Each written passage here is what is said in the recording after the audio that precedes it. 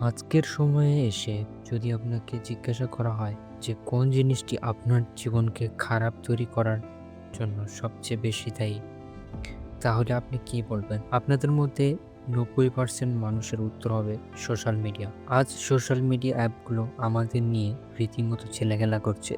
কিন্তু সবচেয়ে দুঃখের বিষয় এই, আমরা অনেকে এই জিনিসগুলো বুঝতেই পারি না। তারা প্রতিনিয়ত ভাইরাল কনটেন্ট দেখিয়ে কোটি, কোটি টাকা রোজগার করছে। কিন্তু দিন শেষে আপনার আমার কি হচ্ছে? আমাদের মনোযোগ ও টাইমকে প্রতিনিয়ত সুখবশটে তৈরি করা হচ্ছে।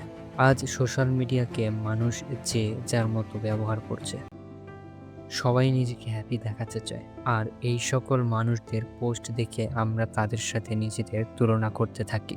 ফলে আমাদের মধ্যে ডিপ্রেশন, অ্যাংজাইটি ও ডিসস্যাটিসফ্যাকশন তৈরি হয়।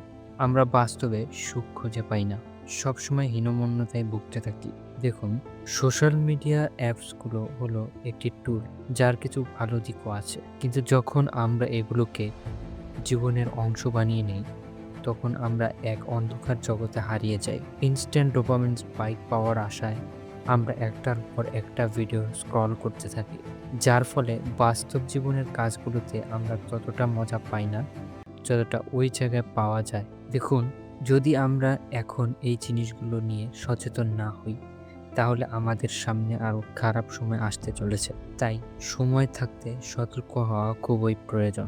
নিজের সময় ও মনোযোগকে সঠিক কাজে ও দিকে লাগান। সবচেয়ে সুন্দর লক্ষ্যটি আপনার জীবনে আপনি সেট করুন। আপনার মন আত্মা যেটা চায় আপনাকে সেটাই করতে হবে। আপনাকে সেই জিনিসকেই ফলো করতে হবে। সবশেষে ভিডিওটি যদি আপনার ভালো লেগে থাকে, তাহলে অবশ্যই লাইক করবেন এবং চ্যানেলটিকে সাবস্ক্রাইব করে আমাদের সাথেই থাকবেন। দেখা হচ্ছে পরবর্তী ভিডিওতে। Thanks for your time.